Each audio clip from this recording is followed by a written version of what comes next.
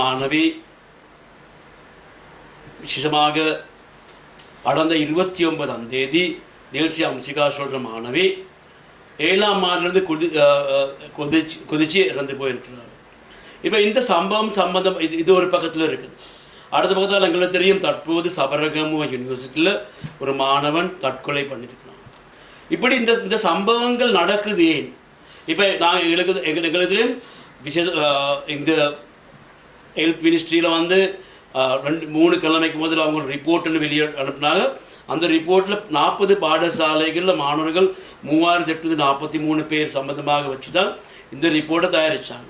அதில் வந்து வெளிவந்த காரணம் ஒரு காரணம் தான் வந்து அந்த மாணவர்களில் விசேஷமாக 9.1 மாணவர்கள் வந்து தற்கொலை பண்ணியிருக்கிறாங்க. அதில் 4.4 மாணவர்கள் தற்கொலை பண்ண பிளான் பண்ணியிருக்கிறாங்க.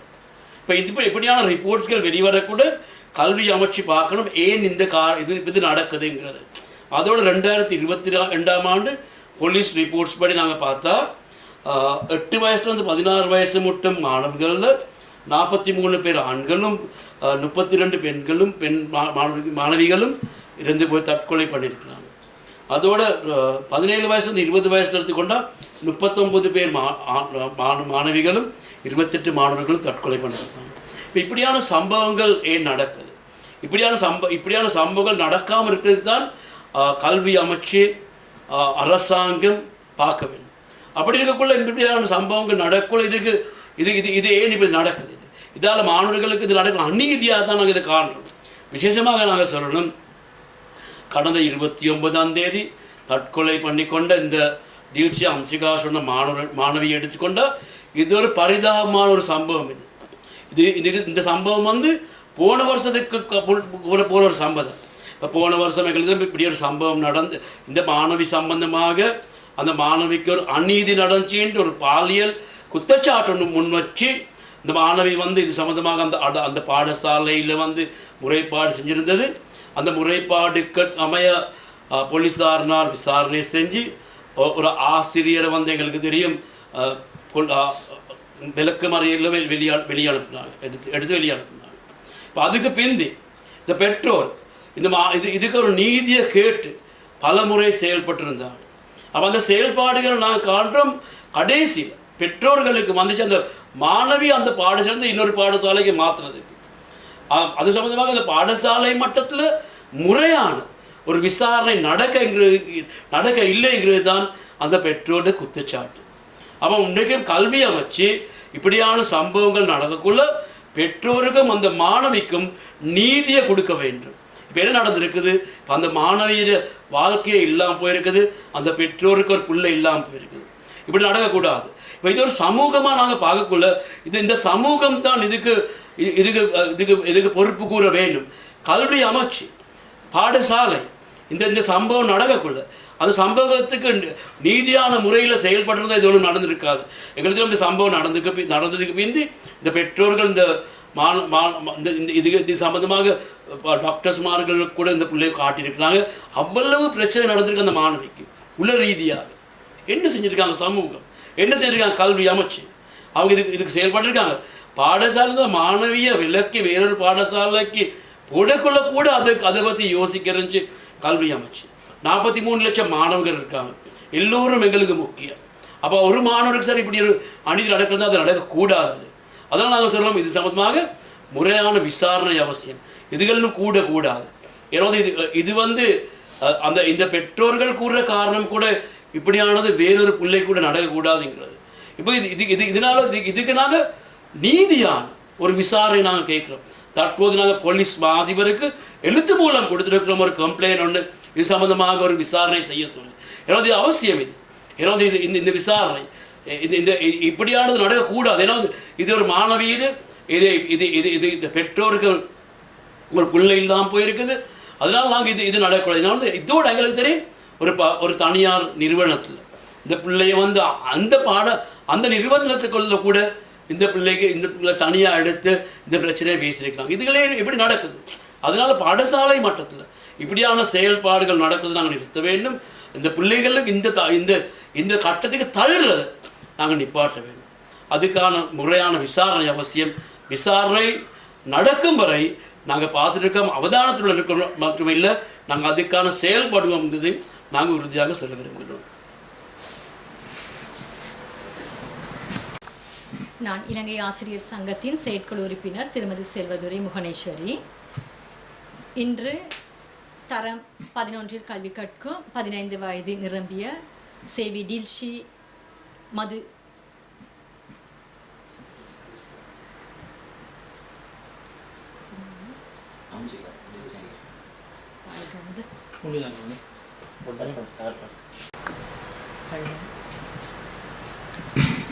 இலங்கை ஆசிரியர் சங்கத்தின் செயற்குழு உறுப்பினர் திருமதி முகனேஸ்வரி செல்வதுரை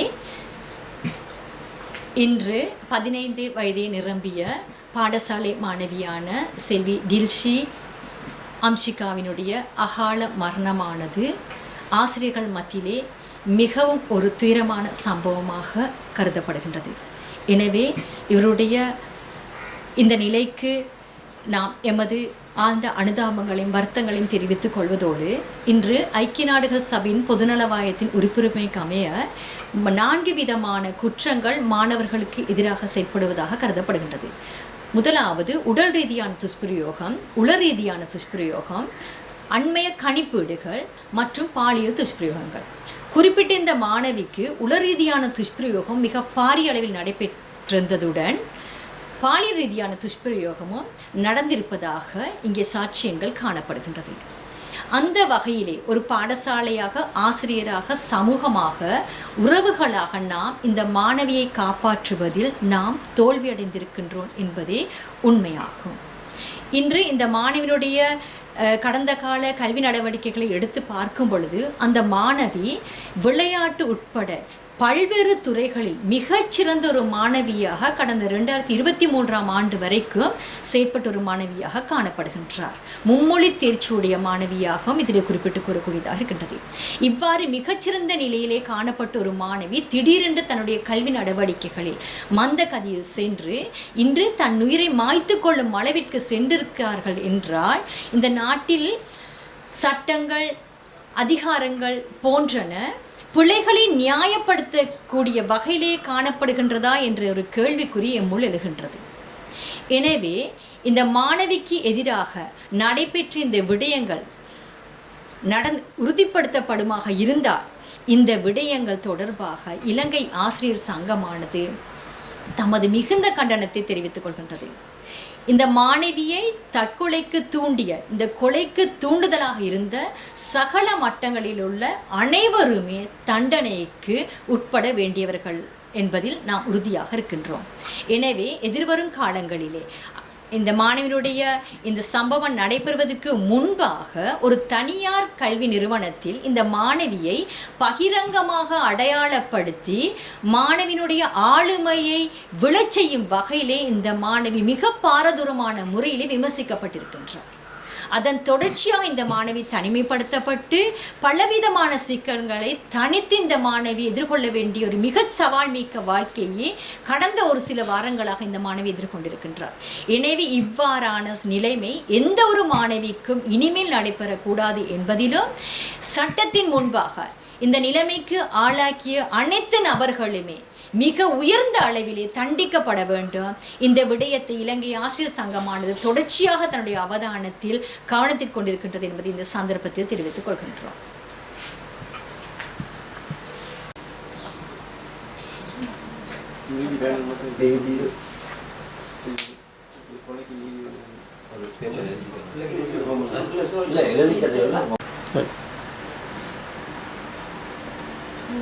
அம்சிகாவின் அம்மா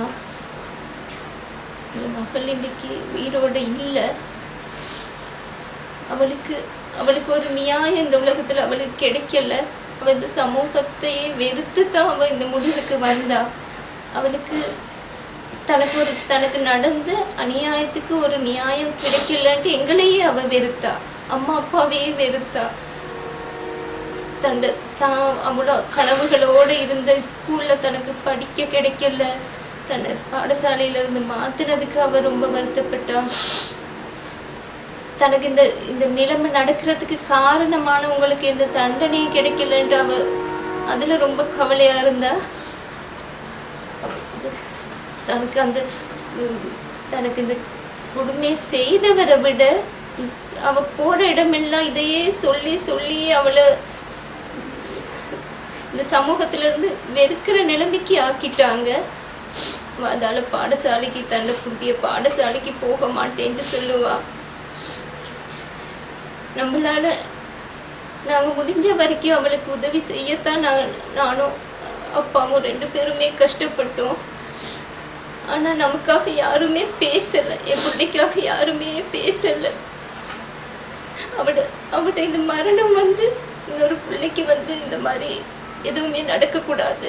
ஏன்னா அவன் என்கிட்ட சொன்னது அதுதான், அம்மா எனக்கு நடந்தது இன்னொரு பிள்ளைக்கு நடக்கக்கூடாது.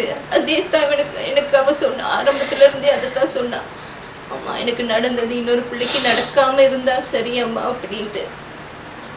நான் அதைத்தான் எல்லார்கிட்டையும் கேட்டுக்கொள்றேன். ஏன்னா இன்னொரு பிள்ளைக்கு இந்த மாதிரி நடந்த பிள்ளைகள் எத்தனையோ பேர் வாயை மூடிக்கிட்டு இருப்பாங்களா இருக்கும் இன்றைக்கு. அதனால இந்த மாதிரி ஒரு சம்பவம் இன்னொரு பாடசாலைக்கு மாணவிக்கு நடக்கக்கூடாது, யாருக்குமே நடக்கக்கூடாது, எந்த பெண்ணுக்குமே நடக்கக்கூடாது. எத்தனையோ பேர் இதுகளை மூடி மறைச்சு மௌனமா இருக்கிறோம். அப்படி நாங்கள் அதை வெளிக்காட்டாதனால, நாங்கள் இதை இன்னும் முன்னுக்கு கொண்டு போகாதனால தான் என் புள்ள உயிரை மாய்த்துக்கிட்டான்.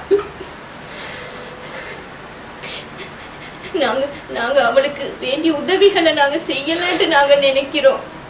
அவளை தனிமைப்படுத்திட்டோம். இந்த சமூகமே அவளை தனிமைப்படுத்திட்டாங்க, அவளை ஒதுக்கிட்டாங்க. அவள் இல்லாட்டி படிப்புல கூட ஆசையா கிளாஸுக்கு போன புள்ளத்தான், கிளாஸ்ல வச்சு அவளை எல்லாரும் முன்னுக்கு எழுப்பாட்டி அவளை அசிங்கப்படுத்திட்டாங்க. அதால தான் அவள் இன்றைக்கு இந்த நிலைமைக்கு ஆளானா.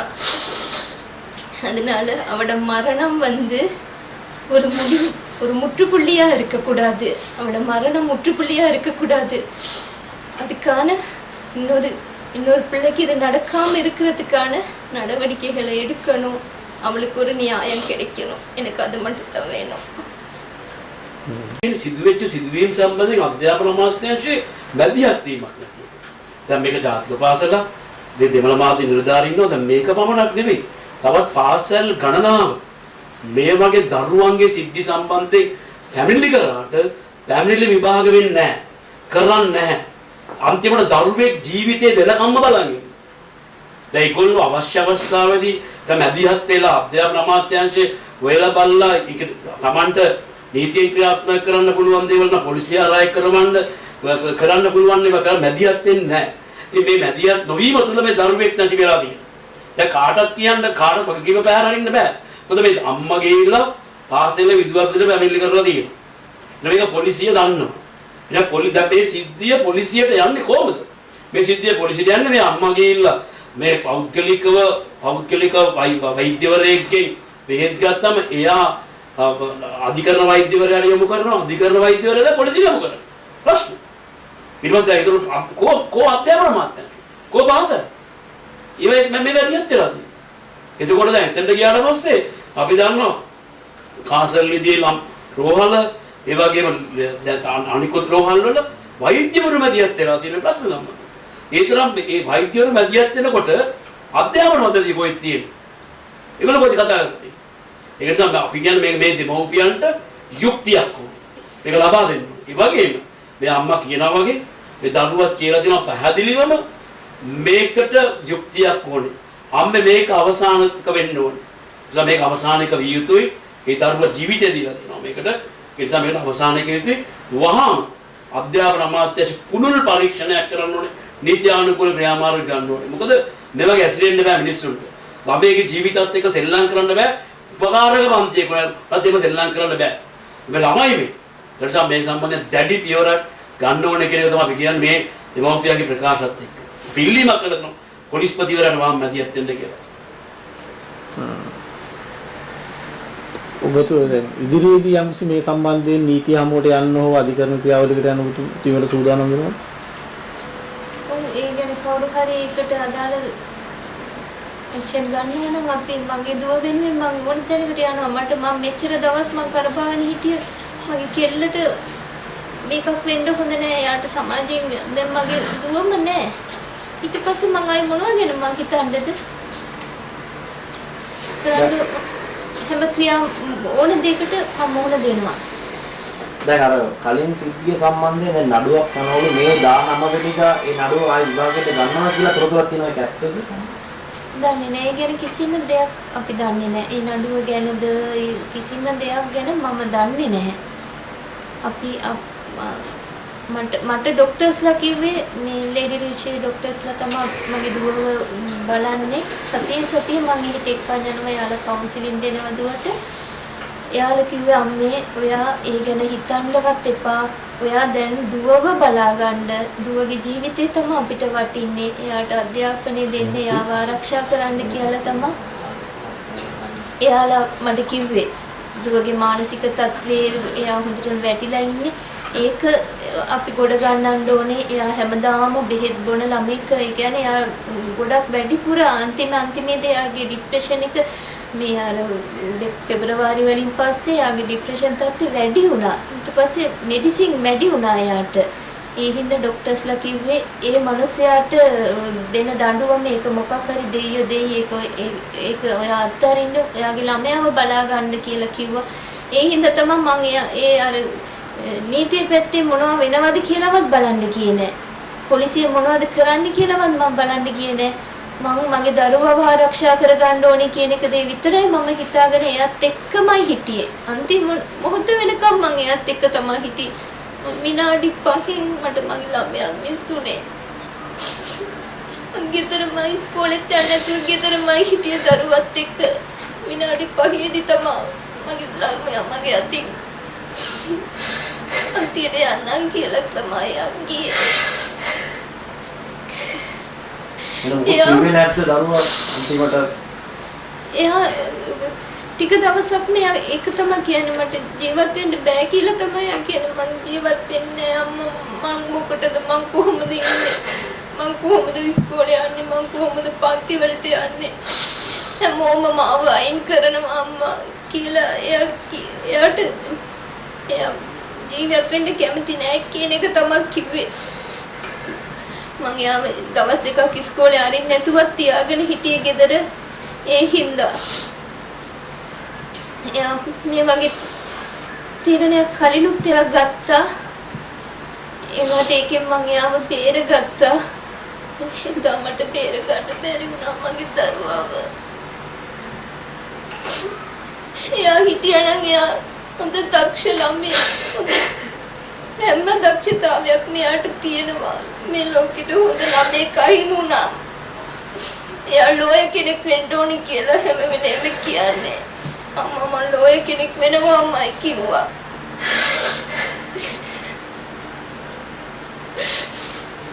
මගේ ළමයාව මේ සමාජය තමයි මැරුවේ. මේ සමාජය තමයි මගේ ළමයාව මැරුවේ. නැත්තම් එයා පොඩි තුවාලයක් ආවවත් එයා දරාගන්නේ නැහැ. හැම දෙයකම අම්මා කියලා මගේ පිටිපස්සෙමයි ඉන්නේ. මං යාව තනියම කොහෙවත් යවන්නේ නැහැ. ඒ ළමයා එච්චර උසක ඉඳලා බහින්න පුළුවන් තත්ත්වයක යාගේ මනස මෙව වෙලා තියෙනවා කියන්නේ. ඒකට හැමෝම වග කියන්න ඕනේ.